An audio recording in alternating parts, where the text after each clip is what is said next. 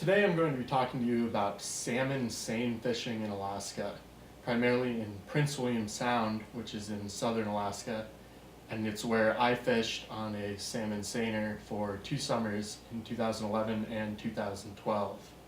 Seine fishing contributes the largest portion of salmon catch to the salmon catch in Alaska, and seafood and fishing provides an extreme amount of income to Alaska and is a large part of its economy.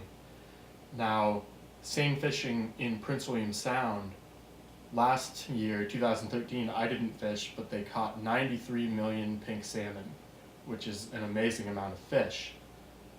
Now, fishing is a large income for the state and for a lot of workers who contribute to the industry.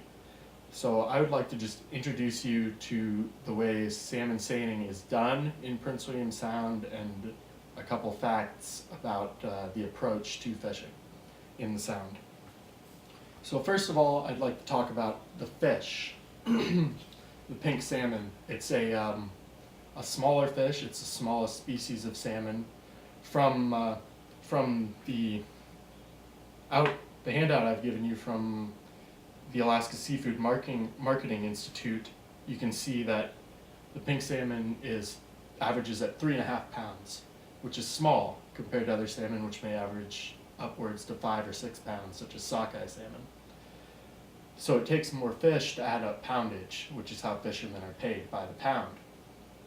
So it's a smaller fish. The fish are hatchery fish, which means they're taken from fish that return to spawn, the eggs are collected, and the fish are raised in a hatchery before released again.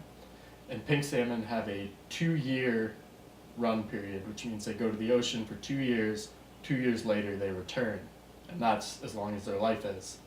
If they spawn naturally, they die after that. If they're caught, or if they're collected, eggs are used at other hatcheries. So now that you know a bit about the fish, let's talk about the fishing equipment and procedure.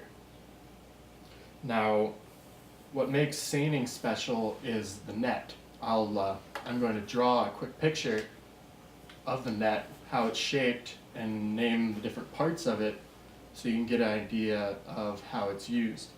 So the net is long, upwards of 350 feet are general lengths.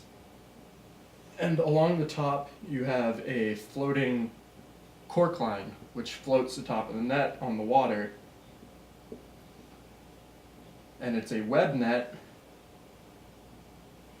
with a tow line on the end that pulls it.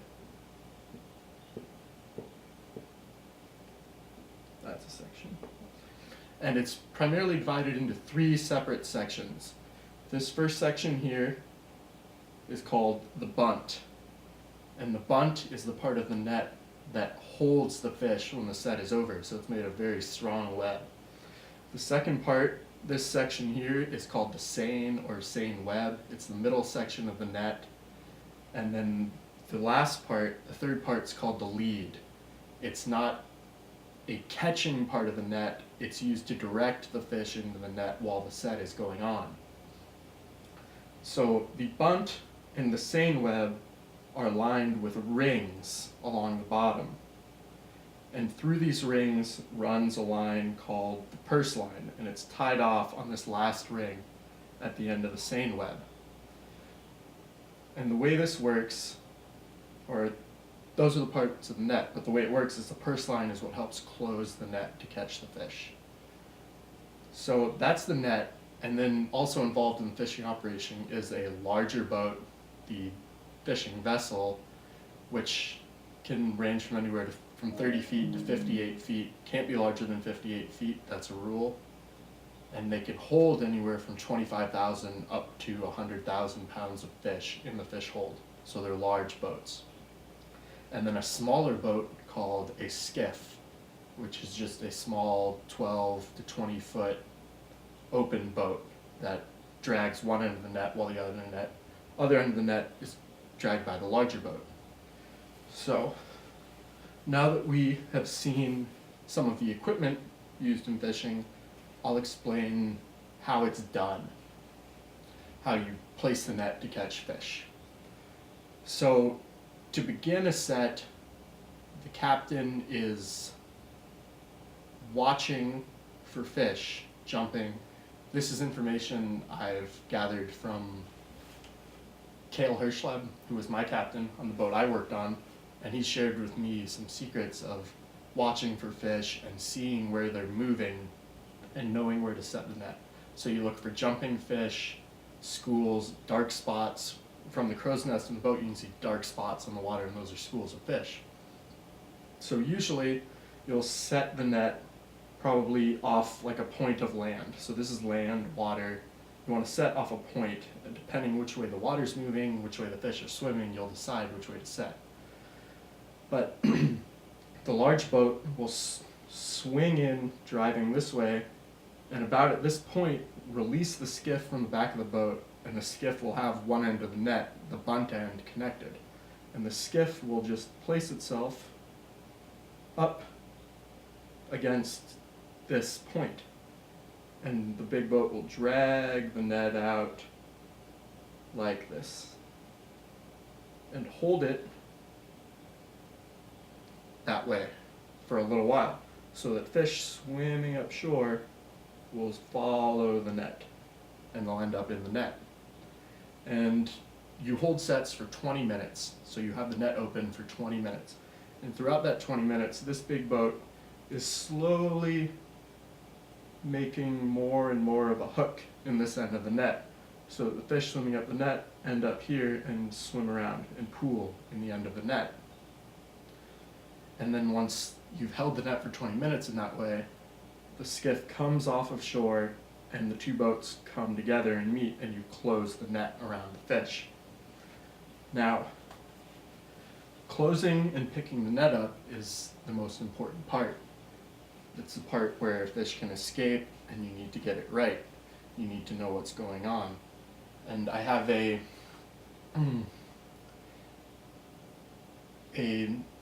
good idea of how it's done from doing it, and an outline of exactly how it's done from the Food and Agriculture Organization of the United Nations. They have a good article on seine fishing with a good overview. And the way we would do it is the skiff drives up alongside the big boat and hands them their end of the tow rope that they're towing on, which has that purse line running through all the rings and the end of the net on it. And they hook the end of the net to the boat and start pulling in the purse line with a deck winch, while the big boat starts bringing in their end of the net over a large winch on the top called the block.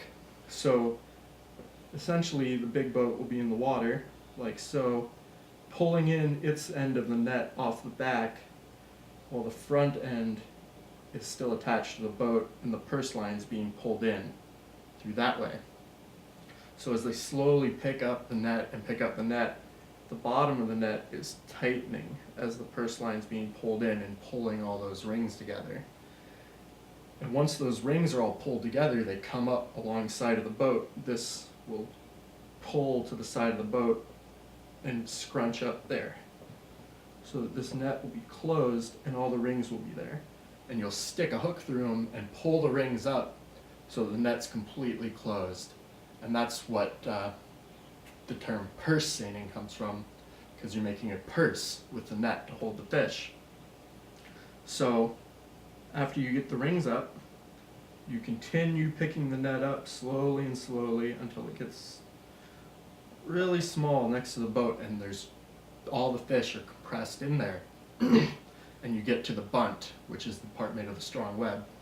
It needs to be strong because all the fish start compressing in there, and they get wild trying to escape, and they'll pull against the web. It needs to be strong to hold them. Once you get it tight and all the fish are pulled up tight in this little bag, the bunt is pulled over to pull the fish onto deck and spill them into the boat. And then you've made a set and caught fish. The set, if you hold the net for 20 minutes open, it will take another 20 to pick it up, so it takes 40 minutes to make a set. And in a 14-hour fishing day, you can make as many sets as you can, catch as many fish as you can. So that's an overview on the how to seine fish, how it's done in Alaska. And it's a complex process. It happens very fast when you're doing it, and you need to make sure lines and ropes are where they need to be. It's a team of people working together. That being the skiff driver driving the little boat, the captain driving the big boat. What I did was drive the little boat in my operation. And then there's two people on deck. As the net comes over the block back onto the boat, one person is stacking the cork line and one person's stacking the lead line.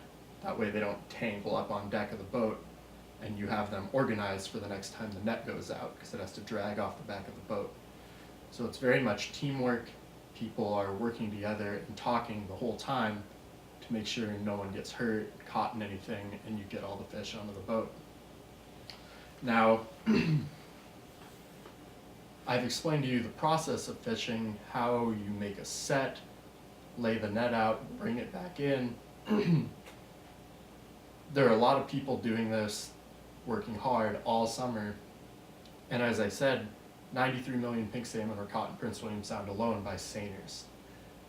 And at 3.5 pounds of fish, that's over 300 million pounds of pink salmon last summer caught in Prince William Sound.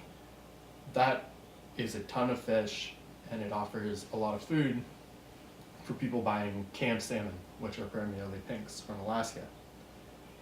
I hope this was informative. Now you know about seining in Alaska, how it's done, and hopefully it piques your interest. If you are interested, there's tons of videos on YouTube. You can search Alaska seining, Alaska seine set, and see some really cool videos of people bringing fish onto the boat and how it's done over video. So I hope you've learned a lot about fishing. I know some people find it interesting, especially with shows on TV today, Deadliest Catch. People might be interested in fishing in Alaska, and I like sharing the experience. It's something I really love to do. And it's always important to remember, though, that you haven't caught the fish till they're on the boat. Thanks.